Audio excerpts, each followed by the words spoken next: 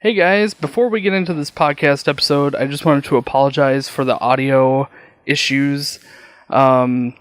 We somehow managed to delete our good podcast audio, and so we're kind of stuck with the crappy video audio. So, sorry about that. Next podcast episode will be back to our normal audio quality. So, bear with us on this one, and on to your regular scheduled podcast.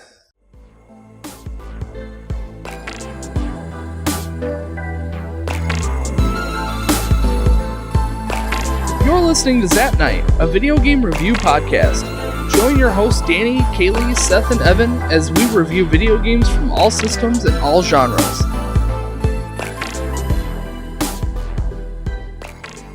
Hey guys, and welcome to Zap Night. I'm your host Danny. And I'm your co-host Kaylie. This is episode 34. 34. So today we are talking about .hack infection. And for whatever reason, I have been calling it .hack sign my entire life. Oh my gosh, you totally have, haven't you? Yes, I have been calling it .hack sign.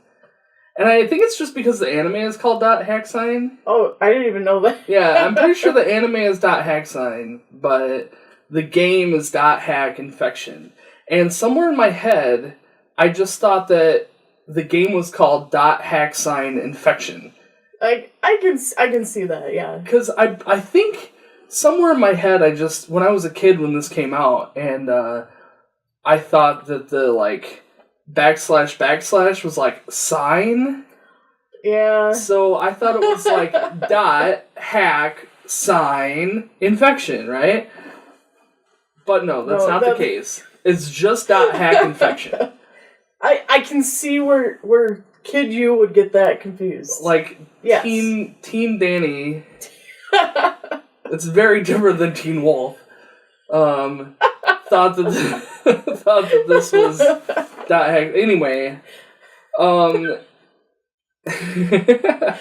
to a good start. Off to a good start, right? So before we get started, we had a stream with Shannon this past month.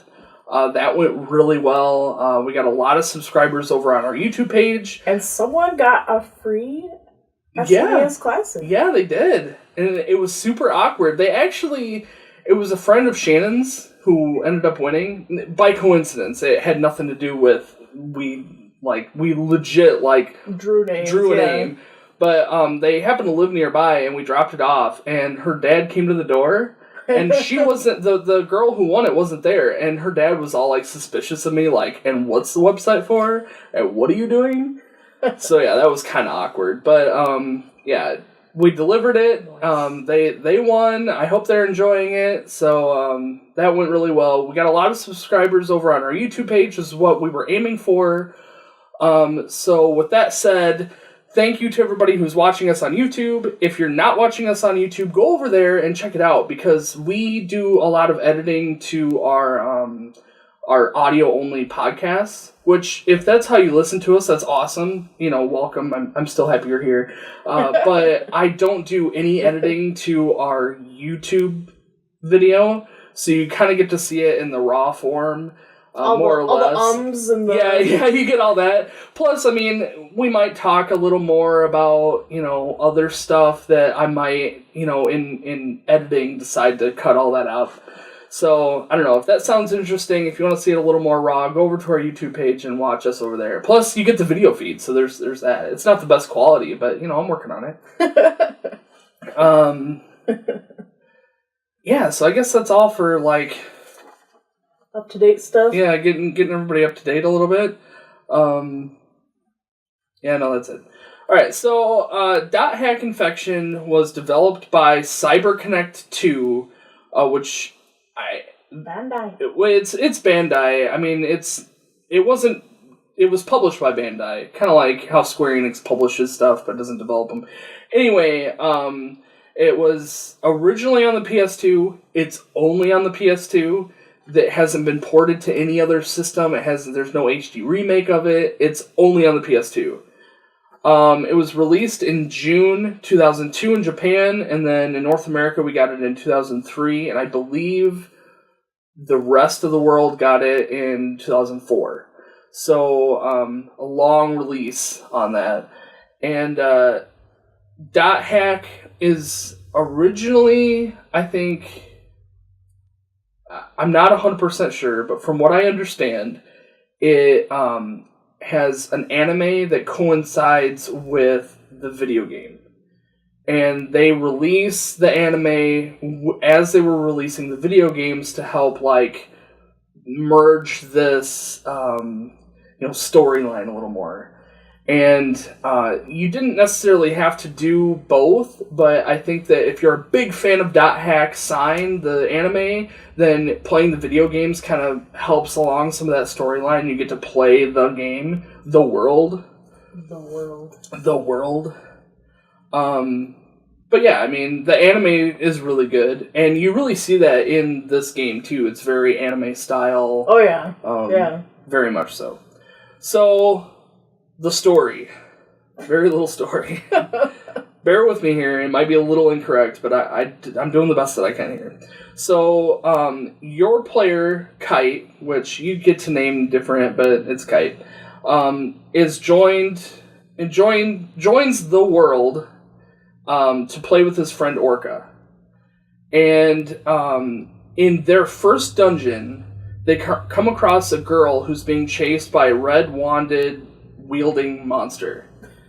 That's how they referred to it, like, throughout the game. It was just a monster. The players chase down the monster, and the ghost girl gives Orca a book. And this is the kind of raw stuff that you get. Cat meowing. You might be able to hear it in the audio, I don't know. Okay, stop. We're busy. I'm her mother now. That's not true. Alright, so because the girl gives him the book, the monster then targets Orca. And Orca then gets data drained. Data drained / like game killed. He really does get data drained, and go on. Sorry. In the real world, the real Orca, I don't know what his name was. It was like Yoshimoto or something like that. Weird.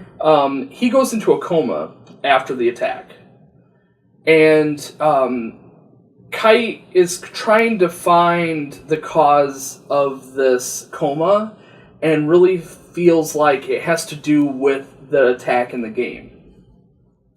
So, in seeking the cause of the craziness, he joins up with Black Rose, who happens to be another newbie, and she kind of gets roped into helping Kite find out what's going on. Kite then comes across the ghost girl. Kite comes across the ghost girl again later, and she gives him the book that activates the bracelet to be able to data drain enemies. And Kite then learns how to hack gates with virus cores by absorbing enemies.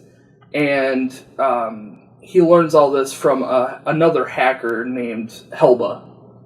Helba, who you only see like 4 times in the game. But it's worth it. It's totally worth it, yeah, absolutely. After following a few threads on the board, Rose and Kite, I call her Rose, it's Black Rose, but I know, but I call her Rose. Rose and Kite investigates the disappearance of another player, and they eventually track down Skeeth, the name of the monster that attacked You don't Orca. actually know his name till like the end. When you find him, and then it's like boss fight Skeeth, and it's like, oh, okay, that's his name then, I guess. They defeat the Skeeth, and Kite witnesses the Skeeth's transformation into this big monster called Cuba. I don't remember. Kaiba. No? Is it? Cubia. I just beat the game and anyway, I still don't even remember. Hilba, you don't know until the very end when Hilba, like... Oh, that's right, she says... She teleports Kite out of the arena, and then she goes, Cuba. And then... Kubia. Yeah, Kubia. That's what it is. Yeah. You had to say it like that to make me remember. Yeah. Kubia. And then that's it. That's the end of the game. Very underwhelming. Like, they just... We'll get into it, but... Okay. Yeah. Let's do that. Let's get it. First off, I'm going to say the score right out of the gate. I give it an 8. I give it a 7. Okay.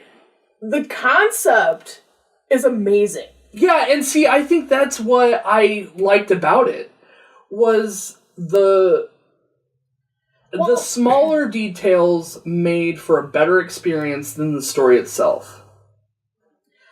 Have you watched Sword Art Online? I have, yeah. I don't know for sure. I was just a teensy bit, so I might butcher this. But there was someone online that was saying .hack ripped on Sword Art Online, blah, blah, blah, blah. Yeah, well, Sword Art was made afterwards. Yeah. But I was reading somewhere that there was a book or something. I don't know for sure, but that's what the people on the forums were saying. There was something like a book was made before that. But in any case, if this came first, it's very original, especially it was original at the time it was made. Well... To me, anyway, as a kid. As a video game goes, it simulates an MMORPG, which to me was the biggest, crazy factor out of the whole thing. When this game first came out, I was maybe, 2002, I was maybe 15. Yeah. And, I was so immersed into the mystery of what the heck was going on with people that they can get, they can go into a coma from playing the video games that I enjoy playing. And that's what drove me crazy, was that this whole, story of, getting trapped inside a video game, or, when you die in the video game, you die in real life sort of concept. What attracts it to me, if you haven't watched Sword Art is where they're trapped inside the video game. And in this case, they're not trapped inside, but the game is affecting the real world in a kind of logical way, sort of. I don't really explain it very well, but... I think they do later in the series. Right now, you have no idea what's going on. With the story that I told you guys, that's it. There's no information on what happened to Orca, why these people are going into a coma while playing the game, what the game coders are planning, or if it's this I think they're playing on a virus thing. That was my biggest problem with this game, though, was that there could have been so much more information that they could have put in this. And this game went by so quickly that when I got to the end boss, I thought that the game continued after it. It did not. I couldn't believe I was already at the end. I thought the same thing. Yeah, I thought the same thing. Like I said, great concept. The story was good, what story we had. There just wasn't enough in game 1. What was nice is that the story played really well with the gameplay, because the story is the MMORPG. Right. So, the tutorial, yeah, it totally is. The tutorial of the game is the tutorial for your character. So, it's for you, but it's also for your character, because in the story, he's new to the game. So it's crazy. It's a crazy concept. And that I really, really, really liked about it. And the writing for all the MMO stuff was really well done. All the forms were done really well. Oh, yeah, absolutely. It literally looks like you grabbed it from a board during that time era. They don't really do that much anymore. But the emoticons that they use, and the slang, some of the characters, when you're walking with them, they will have little text that pops up. And it's so I don't know, it makes it so much more real. On top of that, the characters. You didn't need to use all those characters, but in an MMO, you would find friends and stuff that you could call it, and it kind of gave you more of an option to play with different people. There's characters that sometimes they aren't available. And there's some characters that they have to leave early because they're cooking or something. Yeah. It's crazy. Who did you beat the game with? Mistral and Rose. Obviously, oh, yeah. You have to take Rose, so it's just Mistral. Yeah, I thought for some reason that you were gonna take, what was her name? Natsume. Yeah. I know you hated Mistral. I really don't like Mistral, but she ended up being, like, the best player. Yeah. I really wanted to have... Well, we'll get into it. For story-wise, I wish they would have delved a little bit more deeper into Mia and Elk. Because they seem like important characters. Yeah, they totally do. And I think that that's the problem with playing just part 1. Is that a lot of this stuff is billed... Which is fine, but we got, like, game. the just bare, the essential information. We didn't get any extra meat to this. There wasn't much... It did make me want to play the next one, I'm not gonna lie, but I still didn't have... It just wasn't meeting that need, I guess. Yeah. I don't know.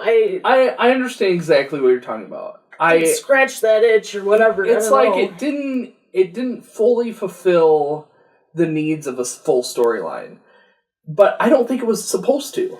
I agree, but I didn't like that. That's yeah, sure. That's just I understood, and it made you want to play the next one, but I felt like there was not enough story because they had you dungeon crawling 90% of the time, and that's how they got you to go to play the second game. It felt like I was being cheated into buying the second game, more than getting me to want to play the next one. I really just think that it was designed to, they purposely and creatively designed this story to be told in 4 chapters.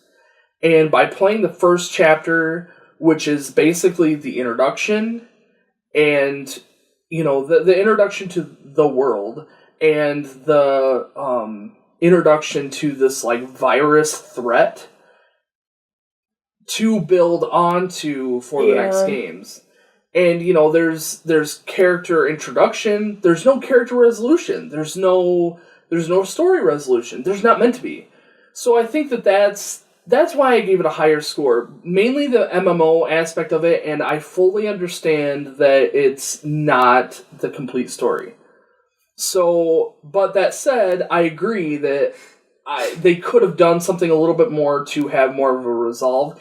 Even if they explain, like, if Orca would come back at the end of this one, and, have some sort of, like, oh, this happened, and then leave it at a cliffhanger instead of just like, good luck. Or, I feel like that they could have even filled it in with backstory for characters that were not important at all. Something. Yeah. Or even at the end of the game, while you were waiting for the second one to come out, because you transfer your data from your save file to the next game when you get it. But in the meantime, they let you level up and do what you want to. With that in mind, that would be a perfect opportunity to put in extra little bit of story or something. I think that some of the dialogue between characters still evolves a little bit. Does it? I suppose I should have. Just the emails. Oh, yeah. Because you can kind of email banter back and forth, and you only get those only unlock while you're using those characters in battle. So, you have some of that you can evolve. I didn't know that the more you used them, the more it unlocked. Yeah. And that's really just email. It has nothing to do with the board. Although I liked the email. Yeah, I thought that was really fun. You got to choose what response you wanted to give. Yep. That was a good... I'm glad I gave the story a 7. I'm happy with the 7 score. Yeah, and that's what I really liked about this game, is that, that MMO RPG simulation was so much fun because, 1, I don't have to play with anybody else, and 2, I get to have that experience. So it's like it's a double win for me. So let's move on to the graphics, unless you want to talk about storylines. No, I'm happy with what we've said. Graphics, I gave it a 7. I gave it a 6. I would have given it a 7, but I felt like... It's 1 point. Well, it's kind of like, it's both detailed and not detailed. Because some of these worlds, they had, like, the overworld in the dungeons, I guess. You would visit and fighting all these monsters and stuff. And they had, like, these, like, intricate structures, and some of them were really interesting. Mm-hmm. And some of the like dungeons were detailed and really interesting, but on this flip side, the overworld of these dungeons was just open blah. You know what I mean? So, like, some of these things had a lot of detail, and yet some of them had no detail at all. It was just reused a lot of stuff. Yeah, basically, the graphics were stock. Yeah. Like, they had a very cookie-cutter way of building dungeons, and then they just reskinned them, depending on what kind of level you're in. Like, it was reskinned as, like, a castle, or it was reskinned as, like, inside the belly of a monster. I liked the guts. Or it was reskinned as, like, a tribal thing. Right. So, I mean, it was neat in that aspect that they were trying to keep it different and unique, but all the dungeons, every single dungeon was exactly the same. Because it was the same, not necessarily the same layout, but it was, like, the same, like, type of stuff. It was the same, like, layout. It wasn't identical, but it was the same way you had it laid out. Once you figured out how to get to the end of a dungeon, you just repeat that process over and over again. You get to the end, and then you can explore the rest of the rooms. You get to the end, explore the rest of the rooms. You get to the end, explore. It made it repetitive in that aspect. I did like, though, the monsters. A couple of them were reused, but some of them were unique. They had a lot of different varieties. The grunty part of this game, it was cute-ish, but I liked that the different foods that you could get, there was just so many different ones out there. Some of them were cute, and some of them were And I think that there's a ton of different grunties that you can I think grow. So. The only one I made two. I made the noble grunty because I messed up, and then I made a poison grunty because I wanted to get a weapon that he had. Oh. You can trade with the grunties. Yeah. I don't even know what they're supposed to be. They're like horse pigs. They're like sack pigs. Sack pig, that's right. I agree with the enemies, what you said about the enemies, that there is quite a few different ones. There wasn't nearly enough, in my opinion. Though I did find myself, like, every now and then I would come across an enemy and I'm like, this one's new. And then you fight it and, it's different. But I went searching. I fought the final boss. I wasn't prepared. I didn't even know it was the final boss. So when I went back and I was like, okay, well, I'm going to find some decent armor, weapons, or something. And one of the things I had to do was data drain a certain enemy. I didn't even know the name of it. I was like, I've never seen that before. And I went out there and I'd never seen the enemy before. It was just so... What kind of enemy was it? It was called something like Snakeoid. Lead Snakeoid or something like that. In any case, he's like a humanoid monster. And you data drain him and you get what you need to get. But on the flip side, though, it made you realize that there was still more out there, which makes sense. I mean, that was one of the unique things about this game. There's to replicate. There's thousands and thousands and thousands of different types of levels that you can explore. There's the concept. There's thousands. There's thousands easy of different combinations of these, like, keywords that you can key in. And the keywords directly... You go to this portal and you gotta type in keywords to choose your dungeon. And the keywords directly relate to how the world is built. Theoretically, you have thousands of different combinations because there's so many different keywords that you can use. But when you start, like, picking it apart, it's really like, one keyword, like, column generates the, it generates the skin, and then one keyword column generates the dungeon platform, or dungeon layout, and one keyword generation, determines the enemies. You know what I mean? Because it seems like the enemies that were in one... Like, if you go to a world, there's enemies that are there. And it's always, like, the same grouping of enemies. And then you go to a different world, and if you see one of those enemies from before, your odds of seeing the same grouping of enemies is the same. You're gonna see, it's like they group them all the same. It's like, I don't know. By the way, my favorite words that I got to visit was indiscreet gluttonous pilgrimage, which perfectly sums up my trip to the fridge. Yes. Yes. They had a couple funny terms in there. Oh, yeah, like, they did. Tri-pansy and, I don't know, some unique... There was some weird ones. Yeah. There was definitely some weird ones. So, let's see. What haven't I talked about? Oh, the weapons change per Yeah. Weapon. The weapons actually change in the overworld on your character, which I thought was nice. The equipment doesn't, like the armor doesn't change your outfits, which was kind of disappointing. Some of the bad things, the enemies repeat a lot, we kind of talked about. The dungeons are just reskinned, and the magic, the animations for the magic were too fast and not fantastical enough for me. Like, when I cast a spell in these games, I want them to be like, these big, like, explosion, like, beautiful, fiery, I don't know, I wanted more out of that. I think the magic overall was just underwhelming. Yeah. Alright. I don't know if this falls under, it doesn't fall under graphics, but I'm really not sure where it falls under, but the names of things was interesting. I had a hard time remembering what was Theta and what was Delta, which server was which. Oh, yeah. And, like, the names of the spells were different. I couldn't figure out, you had to read the description to figure out what you were casting. Yeah, it's like, the spells... Or they were, like, tarot cards, were they? Something like that, because they had, like, the death and the... I didn't notice that. The hangman. They did, yeah, I guess so. The lover... Yeah, but those were the items. No, those were spells. No, those were the items. Those were the items that you used to cast spells, but those weren't the spell names. Well, some of the spells were the same thing, because when you throw an item, my character would say, like, gone wrong, or whatever, right. And that was the name of one of the spells that I had. Yeah, but that's not the name of the move, of the item that you're using. That's what I'm saying. Like, the item name is different than the spell name.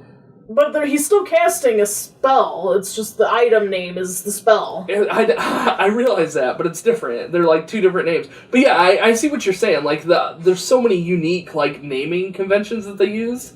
Like, the grunty food, La Pumpkin. La Pumpkin. And the... Twilight Onion! Bloody egg! Bloody egg! Bearcat egg. I don't know. There was a lot of weird names. And, like, the name of... It's like the servers had a name, but then it was like the name of the town you were in had a different name. I couldn't ever remember that one either. The, like, Aqua Field something or other. Some of those were, like, really weird. Yeah. And I didn't like, though, that some of those things, I would never... Like, even the spell names, like, gone wrong. And, just Akdu. I know. It's like so awkward to throw out of your... The only one I remember is Repth. Yeah, I know. Repth. So, that's a good segue into the gameplay. Unfortunately, I gave it a 6 out of 10 for the gameplay. I gave it a 4. Oh, really? Yeah. Okay, well, at least we're in agreement that it's on the lower end. I'm going to try and talk about the good stuff because it's a shorter list. Basically, the random dungeon generator was really neat because you could have, thousands, like we talked, thousands of different types. You can just go level up where you want to, find a nice level you want. Yeah, you can click, like, the random generator where you could just, like, keep looking for different combinations of words to try and give you something that you're looking for. You can sort it by, the level's dominant, like, element, I guess. And so if you found, like, a whole bunch of armor that's protective against fire or something, it can attack that's weak against fire, you can go where you need to go. Yeah, sure. Which is nice if you're needing to level up. You can aim for specific element worlds. Yeah. The trading system was really neat. Yeah. It was different. I liked it. It took a minute to get used to. I never used the shops as far as, like, armor. Oh, yeah, me either. In fact, the only time I used the shops was to, like, buy a speed scroll, or if I needed to like resurrection. Like at the end of the game, I went and bought a whole bunch of items. And yeah, I did that too. Used them. My tactic for my items, I would go to a world, I would collect all the stuff. I'd come back, and I would just unload everything into, like, the storage guy. The storage guy. I never used the storage guy. I just, like, dumped everything in there, because I never used my items. Right, I was usually strong enough that I didn't need to. So I would just dump everything on him, and then I'd go back out. And then I'd come back, dump everything, go back out, come back, dump everything. So by the end of the game, I had a ton of spells. I had a ton of armor. I just, like, pulled everything out, sold all the armor that I wasn't using. I kept all the spells, so that I went in with, like, as many items as I could hold. I was giving my characters items so that they could use them in battle. I found at one point, one of my characters, everybody died but one person, and they're like, I can't do anything. They're like telling me in the games they can't do anything. I don't have that spell. Yeah. So, like, I found out that you can actually give them, like, the resurrection item, and then they can just use them. But then, like, as soon as I found that out, I got the, I think it's, like, some sort of earring or something that can cast the resurrection spell. And I'm like, you just keep this instead. So then it didn't even matter anymore. Well, that brings me to my bads, kind of. Because, for one thing, I had a problem with the menu. Oh, yeah. Menu. Oh, you are 90% of the time when you're in battle, you're in the menu. You're in the menu. Yep, that's it. That is ridiculous. And the only thing that you can actually do in the main, like, world area, or the like, fighting arena, is attack. Like, basic attack that does very little damage. So you find yourself running up to an enemy, going into the menu, choosing something. Running up to the enemy again, going into the menu again, choosing something. And it's... At first, I didn't have a problem with it. I didn't even notice it till Brandon had said something. He's like, you're in the menu an awful lot. It must suck. I'm like, yeah, it does suck. Yeah, I noticed it right out of the gate, and I'm just like, this is really dumb. Yeah. Plus, talking about the menus again, if you're running and you open up your menu, like, goes... Yeah, and you're all over the place, and then you're like clicking on stuff that you're not supposed to be clicking on, and then you're gonna go back, you gotta figure it out. It like saves your cursor spot sometimes. Well, if you'll go down the menu and then you'll switch to the other like tab, you're in that same spot. So then you gotta go all the way back up again. Yeah, I know. I know. No, I know. Also, the 40 items holding. Okay. That not you can hold as many items of one kind as you can, but you can only have 40 kinds. You can only have 40 different types of items, and each one of those items can hold 99.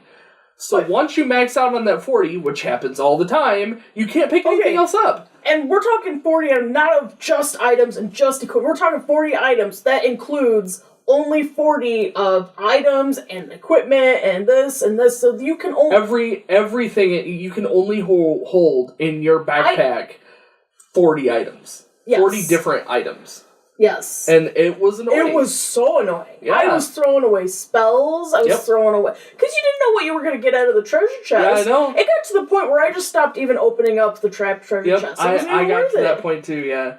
Yep, I got to that point. That was frustrating. It was incredible. Well, actually, I threw away... I had to redo a dungeon that I went to find good equipment because I accidentally hit the button that threw away the item instead of another item in my menu. I was so mad. I was so mad. I have had it too where you go to use an item or you go to use a skill or something and it's like, there's no items, or there's no enemies in range, or whatever. Yeah, that and was then annoying. It's like, it doesn't just flash that, then it like, pops up on your screen, then you have to hit OK, then you have to go back. And that, like, button combination locked me up so many times. So it's like, I am in the heat of this battle, and I'm just, like, clicking on the most random stuff. Oh, man, just so frustrating. I think the only spells I used besides, like, Speed Charm and all that stuff was the Paralyze and Sleep. I didn't use those at all. It was the only... They were almost guaranteed to work for me. Yeah. But it was nice to get, like, if I had a whole bunch of enemies on me, it was just nice to have a few of them stop for a minute. Yeah. You need to stop being bombarded. But it sucked because only certain items, which, that's fine, that makes sense, it's a video game we're playing, but only certain items only attacked all of the enemies in range. Yeah. Where certain items, even if there was 5 enemies all clumped together, only affected 1. Sure. I understood, but that was kind of a hindrance when you're in the menu 90% of the time. I know. When I was casting before I fought Skeeth, I beefed all of my characters up with strengthening and, extra defense, and it took me forever to get done with the menu because of that finding all this stuff I needed. That was kind of my strategy going into the Skeeth too, the final boss. Basically, I went and I bought those spells, and I bought like a ton of them. And I got to the dungeon, and I'm like, alright, I'm going to go in, and I'm going to cast all these. I didn't even think about doing it ahead of time. I just didn't even cross my mind. So when you told me that, I'm just like, although it would have been so much easier. So, yeah, I went in and fought him, or, did the cutscene thing. And as soon as it started, I hit that menu button, and I was in the menu for, the longest time. 20 minutes. As soon as that spell was casted, I was back in that menu trying to cast the next one. As soon as it was casted, cast the next one. On the flip side, though, when my characters died, that all was gone. Yeah. And your SP! It drains your SP! Why? Yeah. No, I know. So the goal was, keep everyone alive as long as possible. But then you find yourself not even attacking him because your characters are too busy, trying to heal themselves. It was bad the first time. And mine was terrible because I wasn't expecting the boss. Yeah. When I beefed my characters up, it helped so much that, the only person that died was Mistral, and that's just because he kept attacking her, just her. Yeah. But Black Rose got data drained a couple times, and a restore or whatever it was that heals all the negative status effects, it took them all away and left the good stuff. Yeah. So really, it really was not that bad. Mistral was the only one that died. She died twice, and that I was expecting it to be so much worse. I think I could have done it at the level I initially tried at. But when I had seen you beat it at level 33, I'm like, well, maybe. So I went and tried it, and it was easy peasy, honestly. Yeah, the first time I did it, I was just like, oh my gosh, how am I going to kill this guy? I'm going to have to, level up to, level 50 to figure this out. Right, I know. But then, you get to thinking about it, and you get to strategizing, and it's like, okay, I can go into this a completely different way than every other monster that I've been fighting. And I went into it with the buff statuses and, focusing on keeping people alive and letting them try to attack him. And that worked out so much better. I remember when I went to data drain him, I'm just like, oh my gosh, yes, finally you hear the break. Because you don't see when you're attacking him before the data drain, and this is like this with all the bosses. You can't see their HP. You can't see their HP while they're, corrupted. Right. So once you data drain them, then their HP starts going down again. But that, first segment, especially for the final boss, is so long. But the thing is he only does, 4 moves. Yeah. He does, 4 moves. He data drains. He does the, judgment. Staff stomp. He does the judgment thing, and he does the, swipe attack. And that's it. That's all he does. And then he, teleports around the arena, and it's not that hard once you, figure it out. I hated the weapon system for your other characters. Giving them equipment, figuring out what they could use. You can't even see, well, this is a level 13, but maybe it'll be better than the weapon they have. And you give it to them, they're like, meh. They don't even equip it. You're like, no, come on. I know. You can go in and change it yourself, but it's... annoying. Well, again, you're going through the menu. I know. You have to go through the menu to get to the menu to equip their stuff.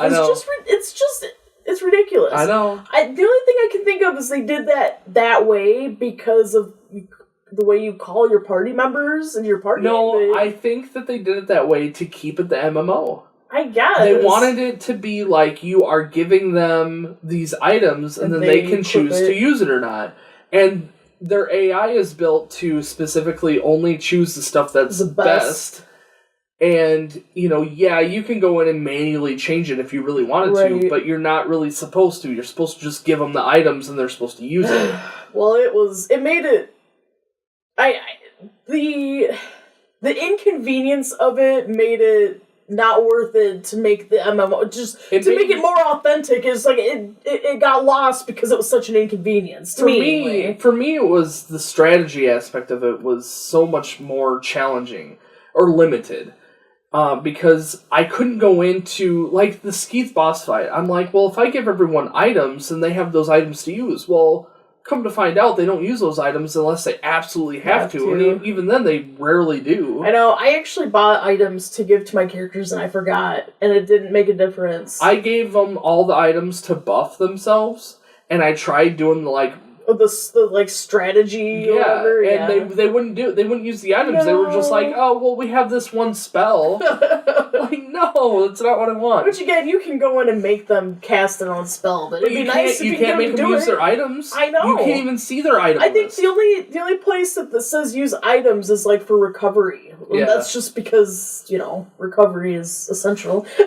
I don't want to die. So the bosses in this game were, like, pathetic. Yeah. Along with the final boss, but, like, the regular bosses, like, in the storyline, they were just like, okay, attack this boss until you can data drain him, and then he's dead. I liked the effects, though, of the corrupt, like, monsters. Oh, yeah. That was pretty cool. Really, the corruption, everything was cool. Yeah, that was cool. I did like when you data drained an enemy and they turned into something tiny and cute. Just because I like cute stuff. The whole data drain thing, and we should have talked about that on the graphics, but the data drain stuff is super awesome. I think even the thought, like, to unlock a gate, you gotta use virus cores. And, like, it doesn't make sense, but it sounds so cool. Like, oh, I gotta get more virus cores. And it takes you into that menu, and there's no background sound. And the menu screen for the hacking a gate is really, like, basic and very, like, which you would expect for that type of. It's a really unique way to go about. I liked that. It made me feel like a hacker. Cool. Yeah, it really was neat. It made you feel cool, and that's kind of the fun part about it. And, that definitely and I had that cool. even when.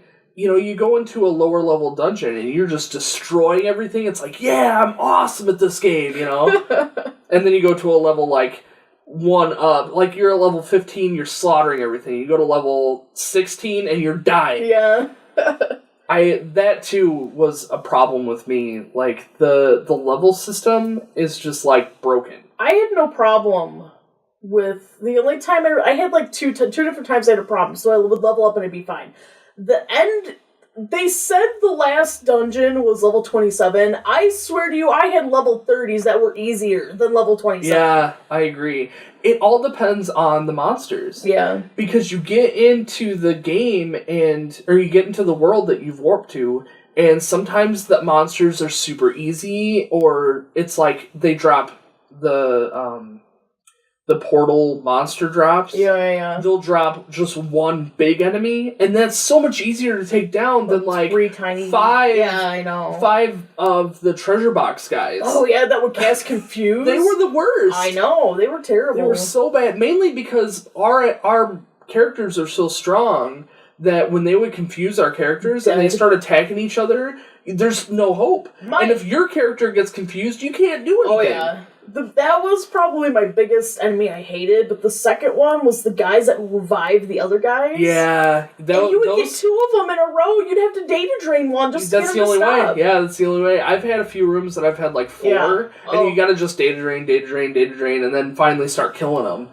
And that's the only way. And when you data drain, you don't get experience. You get 1 experience point. Yeah. And they were in the final dungeon. Yeah, they were. That was very frustrating when you're trying to level up. In fact, the final dungeon I ran through, I think 3 or 4 times. Oh, really? And went back and saved. Well, yes. It took a while it took a long time to level up to 33 from 27. Yep. It took a long time. Again, it goes back to the leveling system is so broken in this game. Your experience solely depends on the enemies that you're fighting in the level world that you're in. So, and what level you're at. So, like, if you're at level 30 and you go into a level 30 world, your experience is very locked. And then when you level up to 31, you get, like, your experience in that level 30 world that you're in is, like, docked by, like, 20%.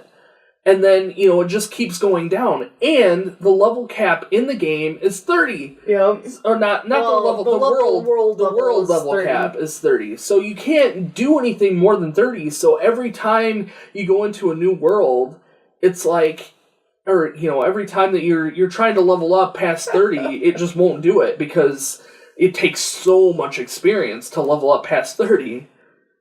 It was challenging. This gameplay on top of it, like your basics, you can't jump. You can only walk. You can barely even attack. You attack, but you're supposed to like destroy some of those like objects, I guess. Yeah. And that's okay, but other than that, you really don't have much control. And the only saving grace in this game is the speed charm. Oh yeah, absolutely. The speed shoes that I kept calling speed shoes. I know, that was funny. Like, oh no, I ran out of speed shoes. You gotta watch Danny's streams because they're so fun. Even when you're in there by yourself, you're just like... all I can do is the best that I can to make it entertaining. That's all I can do is just try to be entertaining. Even if there's nobody in the chat with me, I still am just doing what I can to be... Because... all I'm doing is just saying my thoughts out loud. Yeah, I know. So it's funny. If the thoughts come to my mind, I try and spit them out, because most of the time they're hilarious. Sometimes if I miss a stream, I'll be in on the other one, and you'll be talking about some really funny stuff. I'm like, what is he talking about? Yeah. Yep. And there's like been a long tangent of the episode before. Oh, yeah. Did you like the grunties? I didn't. You didn't? Nope. I thought it was a pointless side quest. See, I think I did like the grunties only because I remembered them from my childhood. But there was an upside because for one thing, you got to use them on the overworld. Never did it. Well, you got to when you get a grunty, you can call them to run around in the dungeon overworlds. But then you can trade with them. And I got not the most powerful weapon, but one of the powerful weapons for Kite you get from the Poison Grunty. And the Poison Grunty was really ugly, but I did like their voices. My name's Johnny, the Stray Grunty. My name's like Lyle. I had the one that you had, the first one that you got. The Noble Grunty. The Noble guy. I think that's like the basic. Oh, me. Yeah.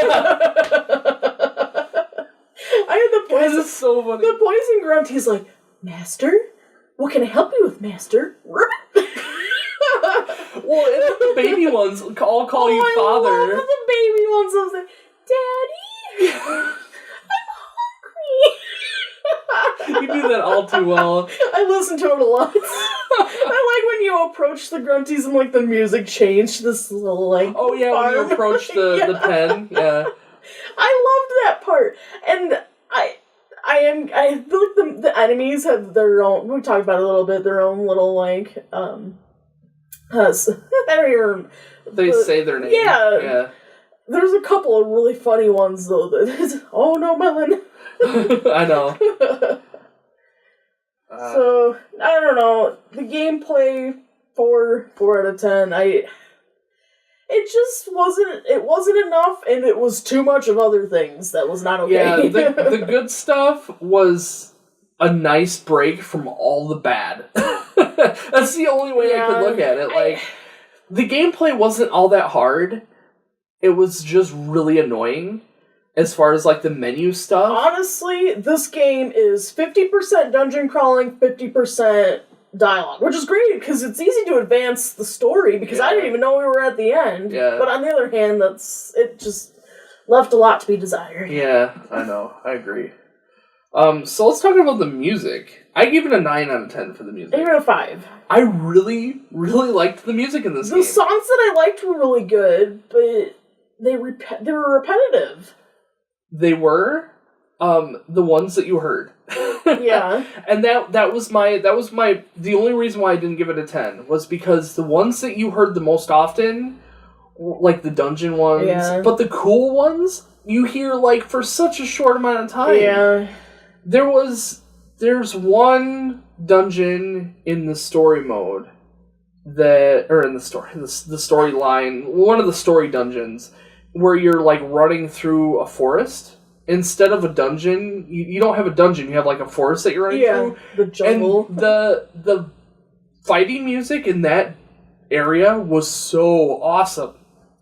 And I had that many times where like the overworld music was really, really cool, and then you go into the dungeon and it's like just the same dungeon music again. Yeah, I did have a couple what I also liked, when you data drain so much, you get a book, and then it opens up different books as you progress, and that unlocks like backgrounds for your desktop version. Really? I didn't know that. Really? I never opened those books. You open those books, and then it'll give you the option to change the music on your desktop, change the background on your desktop, and all that stuff. And some of the music you could put on, I put on a different background music that I liked.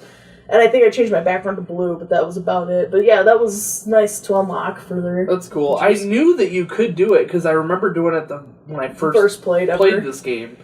It was through the books. Yeah, I wondered where those came from. I never did open. I opened one book and I'm like, oh, it's just like the animation took forever. Yeah. I hated that. I'd sit there and like doze off. Same with the gates.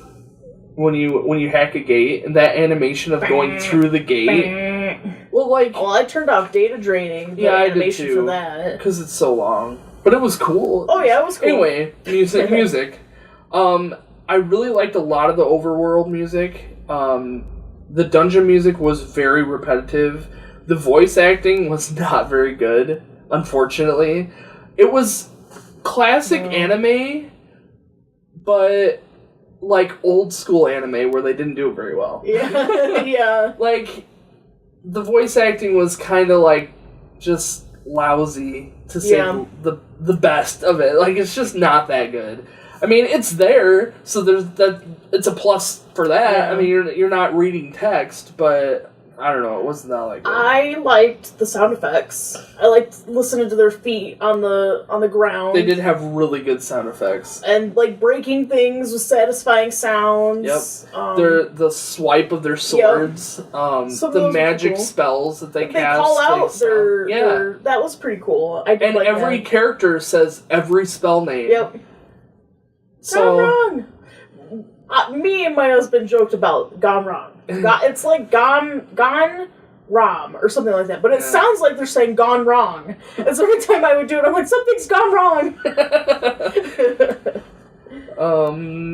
Let's see what else. I don't really feel like the ending theme was super cool.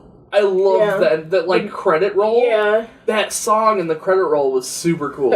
I liked that a lot. But yeah, I mean, that was about it. There really wasn't much that was like my highlight was the music. Yeah, unfortunately, yeah. I am really kind of sad about this game. It was not what I remembered it. When I first started playing it, I was into it the first 2 hours. I was like, yeah, I remember this game. It's like playing an MMO, blah, blah, blah. And then by the end, it was like, oh my gosh, when is this over? What'd you give it for an overall? Give it a 6. 6. I give it a 7. I agree. Like, the concept is really cool, and when I played it the first time, the mystery of the storyline was so dramatic for me that when I went to play this again, I'm just, like, expecting that, and it didn't happen at all. Yeah. And, I mean, I guess I should have seen that coming, just because I already remember what the... surprisingly, I remembered most of the storyline. I remembered most of the characters. It was just not that awesome this time around, where the first time I played it was just like, this is so cool, I need to know more, I need to know what's going on. I was very let down, but in fact, honestly, when I got to the end and I was sitting there waiting for all these credits to roll, it was like, I want to play the second one, but I'm kind of upset that I have to go play the second one to find out what happened. That was going to be one of my questions for you. Would you want to play the second one? I would, but like I said, not happily. The gameplay is the exact same, from what I've heard. There was a guy in the stream. He was apparently a really big .hack sign fan. And if you're listening, .hack. Not accent. If you're listening, doing it again. It's awesome that you were in the stream with me because I really appreciate everyone who's in there. It's so much easier to talk to people than it is to talk to myself. You still do a good job by yourself. I do what I can. But he was saying that the rest of the games were pretty much the same gameplay. It's just the story changes. So, I mean, I don't know if I would like that. Brandon told me, I don't know for sure, I'm sorry if this is not, I did not research this. Brandon told me that they pushed out these games in the span of a year. I believe That's probably why they're all very similar. And, again, if we were to play them and review them as a whole, like 1 through 4, I think that we would have a better experience and a better overall, absolutely. I think that the scores would be a little bit better. Because, the story score is so low because we got so little of the story, where if we had the entire story, it would be better. I guess my suggestion would have been to compile this as a 4-disc game, not 4-game series. Yes. It just pop in the next disc. Yeah, that would have probably been the best way to go about it.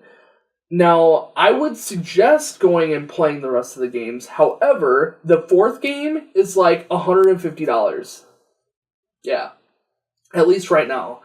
I looked it up because there's a website called Price Charging that I use for all my games to keep track of them and get an idea of how much they're worth. And yeah, the 4th .hack game is really, really expensive. And I think it was limited release here in the US. Not, by the 4th game, nobody was really all that interested anymore. And yeah, so for us to play all of them, that 4th game would be really hard. It would be really hard to obtain, yeah. That would be the worst part of it. So, I mean, at least right now, unless one of us magically comes across the 4th game, or if someone wants to loan it to us, I would happily ship it back. But yeah, I mean, that would be the only way that I would play it. Is if, we actually had someone that, was willing to sell it to us or to let us borrow it. A reasonable price. Yeah, I mean, that's way too much money for a game that I don't really like all that much. So, yeah, what was your final score out of 50? 28 out of 50. Mine's 37 out of 50, which is surprisingly 10 more points than you, but I did give it really high for music. But that's a 65, which is a D. It's didn't get enough. I know, that's kind of how I felt. I mean, I would definitely play this again before I played Final Fantasy 1. There's no doubt. I would play this 3 times in a row instead of Final Fantasy. Oh, jeez, yeah. I mean, it was not terrible. It was not fun. I don't know. It became a chore. It did, for a little bit. It got to the point where I'm like, okay, what level do I need to beat this game? And then I made it to that level and I went and beat the game, and that was it. I don't know. I am curious about the rest of the story. Part of me does want to play the rest of the games just because of the story. But part of you is I have to do that all again. If I could just watch the YouTube video of the story, then maybe I'd be alright. Would you watch the anime? All of the anime? I might. That's a great segue. Yes. Instead of a Thrift Shop game this time around, the game is bundled with an anime episode. I don't know if it's of... I don't really know if it corresponds with the game. Or if it's just a sub-story based in the real world instead of in the game world. But yeah, I would like to see the rest of that. For sure. I would like to look into that a little more. They're probably on YouTube somewhere. But yeah, I was really interested in that. And that was kind of nice. It was a nice bonus.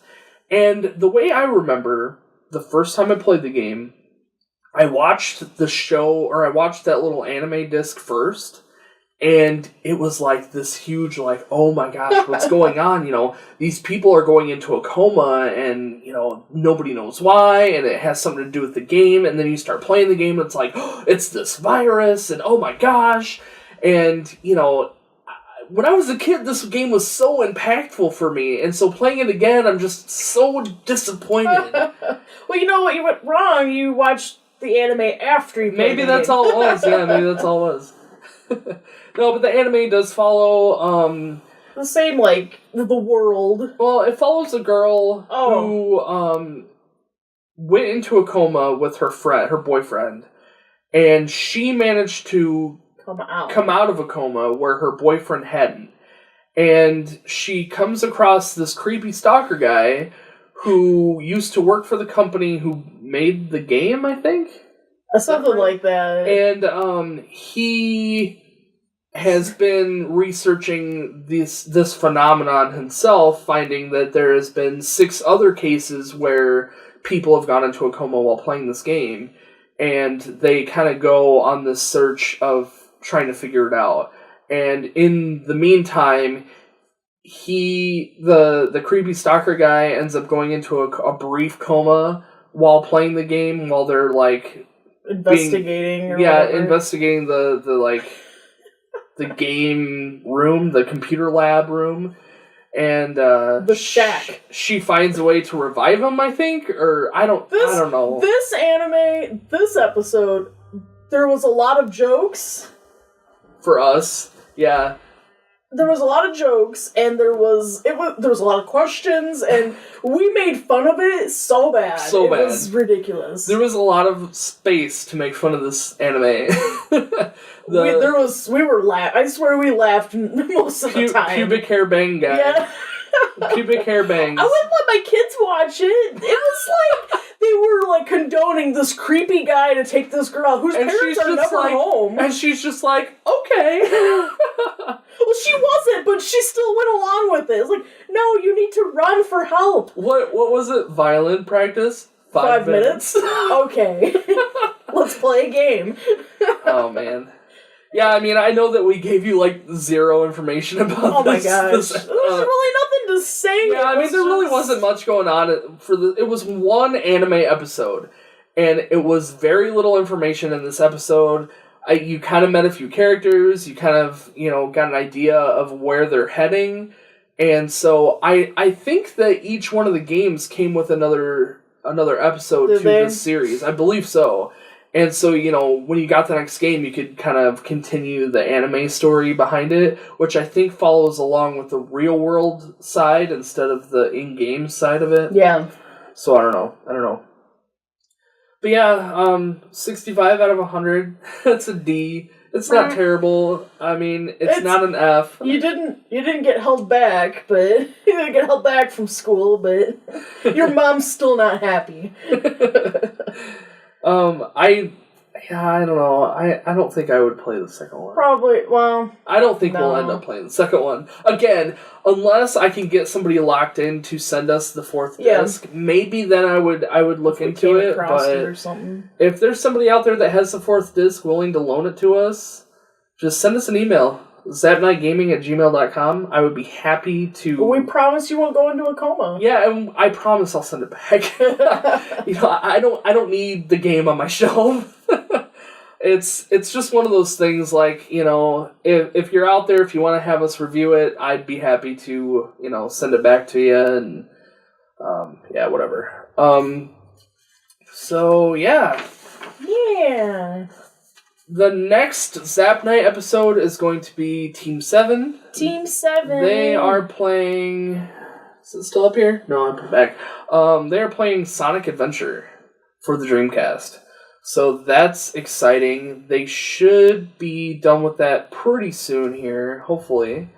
And for us, you're actually going to take another break. Yes. Only because me and Lori are playing Pokemon Let's Go Pikachu and Let's Go Eevee. Yay! So, in all honesty, we've already beat the game. So yeah, we're going to be reviewing that way sooner than we really need to. But in the meantime, we're going to be doing some shiny hunting. So if that sounds like fun, make sure that you go to our YouTube, subscribe over there so that you can be notified when we have actual episodes out. We're going to be streaming it probably... I want to say we're going to be streaming it on Twitch, but I can't guarantee that right now.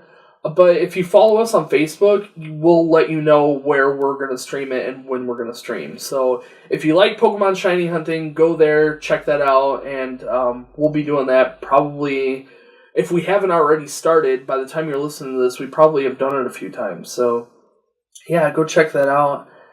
And I think that's pretty much it. Yep. So thank you guys so much for watching and listening, and we will see you guys next time. Bye.